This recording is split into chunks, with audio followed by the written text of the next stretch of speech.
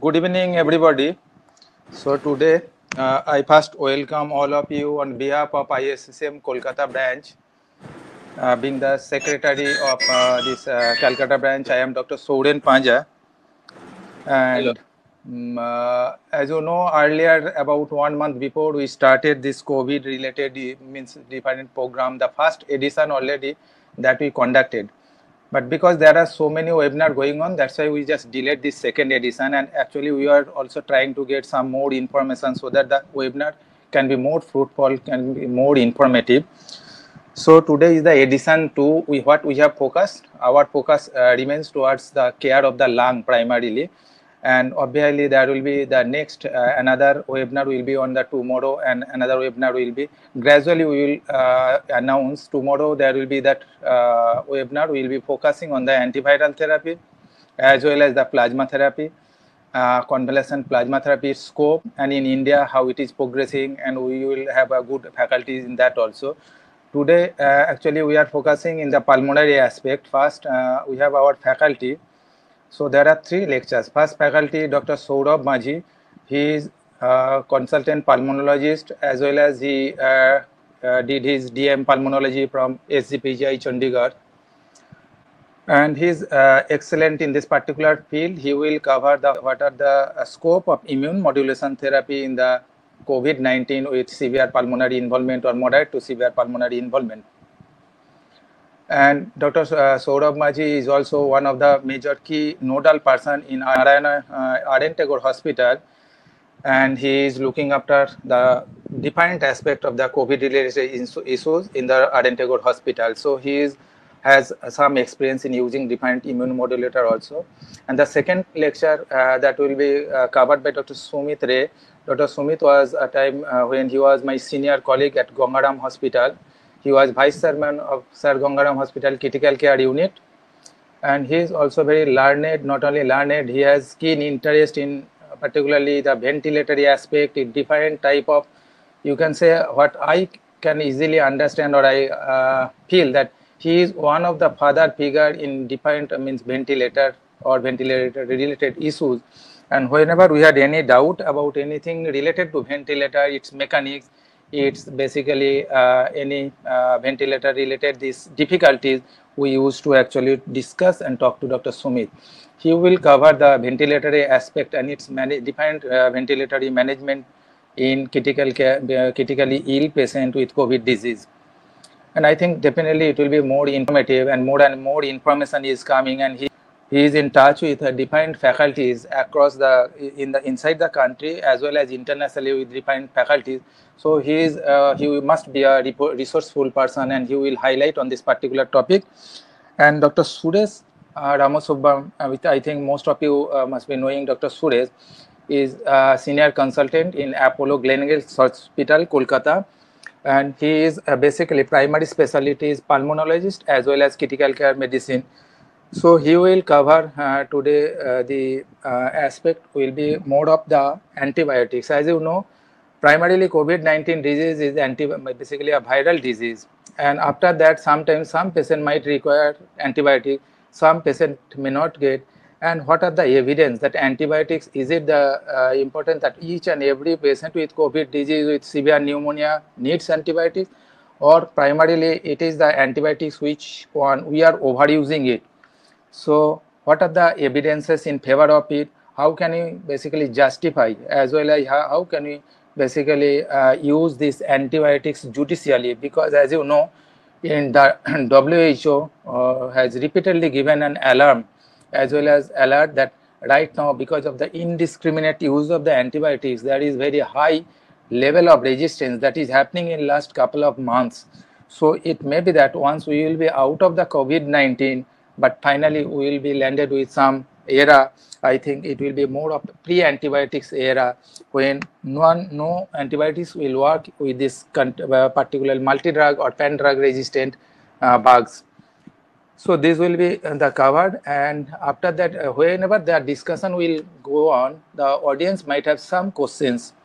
So I will request all the audience to put their question in the, you can see on the if you are going through your, you have access through by using your laptop. On the right side, you will get one chat box.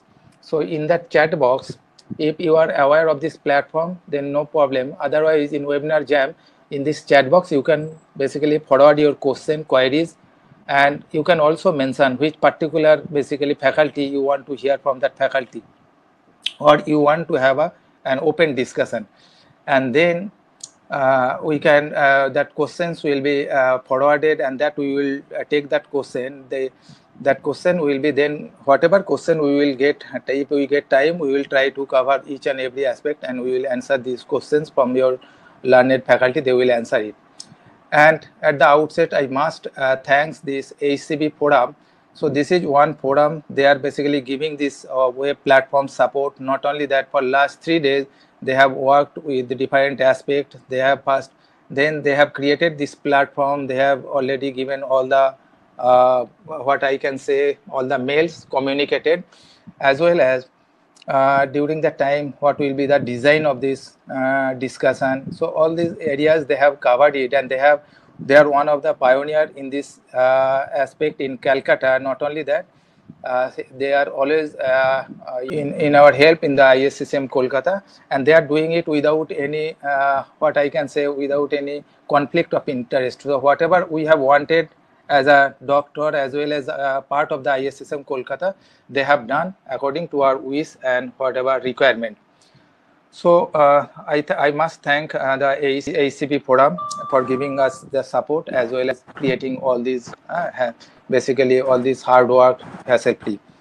So with this brief, I will request Dr. Saurabh Majhi to start the first lecture, and then Dr. Sumit, followed by Dr. Ramesh. And I will just request the audience, if there is whenever the lecture is going on, if possible, you please keep this audio mute, because otherwise there will be too much of ambient noise that can create or distract the speaker. So with this, I will request Dr. Saurabh Majhi to start the first lecture. And Dr. Majhi, please welcome.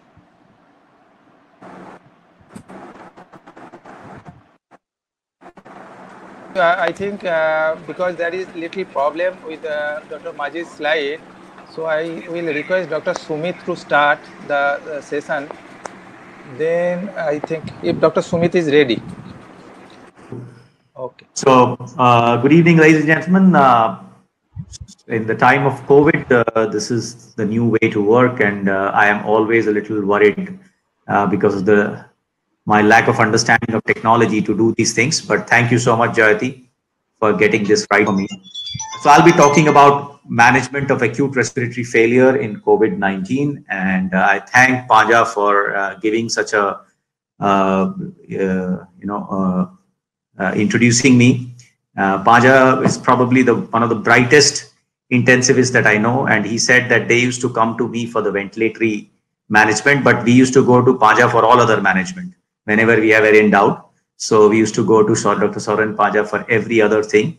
So anyway, so I'll start off without much ado. All of you know the COVID-19 is caused by the SARS-CoV-2, which is basically uses the ACE receptors on the lungs to enter the body. And you know that billions of people have been infected, 500,000 deaths worldwide. India is also one of the top 4 countries in the world now, with more than 6.5 lakh cases and nearly 18,500 deaths. I won't go into that, but what is more relevant to us, quick look at the pathophysiology, which is relevant to our mechanical ventilating a patient of COVID, is that once the virus attaches to the sensors, ACE sensors on the lung parenchyma, the inflazomes are stimulated. There is an activation of the cellular and humoral innate immunity, etc., which basically leads to either a cytokine, cytokine release syndrome, a macrophage activating syndrome, but also very importantly an endothelial cell activation and a procoagulant state.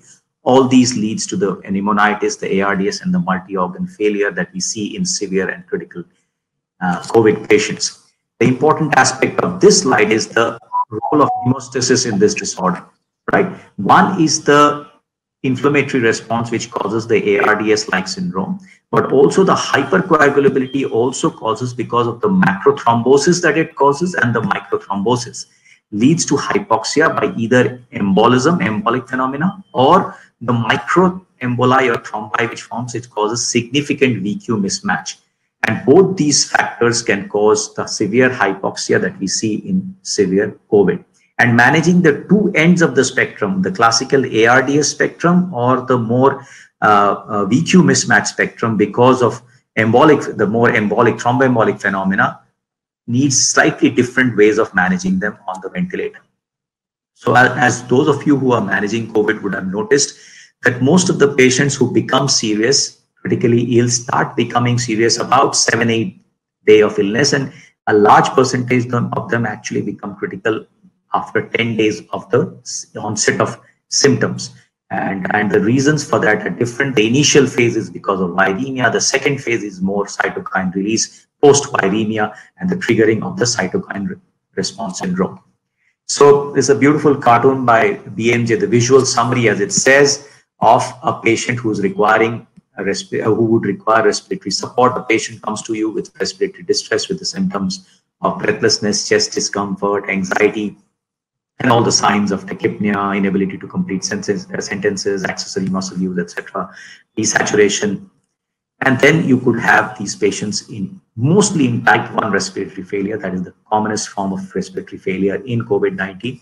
But a subset of patients may have type 2, those who have a predisposition to it in the sense of having patients who are COPD, bronchial asthma associated with it, and also in patients who have such severe disease and have been fatigued by the effort they have needed to put in to improve their hypoxia, that they end up with retention of CO2 as they tire out and a hyperlacticemia. So the range of oxygen support that you could give is, for mild to moderate disease, you could use a nasal cannula using it can give about 1 to 6 liters of flow in a nasal cannula. Your FiO2 can be anywhere between 24 to about 40%. It says 50 here, but actually, rarely can we give more than 40% depending on the flow that the patient's demand. Then you have the simple face mask, also called the Hudson mask, where you can use 5 to 10 liters, gives an FiO2 of anywhere between 30 to 50. Then you have the reservoir mask, which you can use where you are using higher flows, at least 10 to 15 liters of flow. The reservoir bag mask should be full when you are giving oxygen to the patient, provides higher FiO2s going up to 60 to 90% even. But be aware that giving low flows in that, less than 6-8 liters flow, could make the patient have some degree of rebreathing, and lower flow should not be used in reservoir bag mask. Then if in spite of these, if you find that the patient is not able to maintain oxygenation, then there are the options of nasal high flow oxygen or high flow nasal cannula, as it's called, HFNC, or the non-invasive ventilation that we can use, NIV, which could be either in the form of CPAP or a bi-level support. And we'll come to that in a little while. So if a patient comes to you with acute respiratory failure and early ARDS, not intubated, initiation of supplemental oxygen can be via the nasal cannula. Then you scale it up as the oxygen requirement goes. But if there are any signs of deterioration, then either a high flow nasal cannula could be used, or if the patient's efforts are significantly exaggerated and the patient is tiring out, then probably we need to use a non-invasive ventilation. There are issues about these two, and we'll talk about that. But remember that patients who are placed on non-invasive ventilation and high flow nasal cannula should be closely monitored, as the potential of deterioration in this is fairly quick. So observation actually required in these patients is sometimes much higher than those who are in the invasive on the invasive ventilators rather. So keeping a watch, just putting them on it is not going to help. You have to have intensive monitoring of these patients on HFNC or NIV. The role of HFNC and NIV has been extended in case of COVID, because what has been seen is there is a relatively higher mortality in patients who are intubated and ventilated. The data suggests that initially there was a lot of kind of data saying that almost 80% people die